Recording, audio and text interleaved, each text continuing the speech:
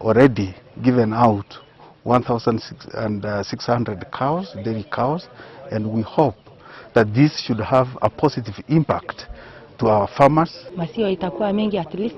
Na ya pili tena nashukuru kwa sababu kwa saizi ambaye tuko mashamba imekatwa.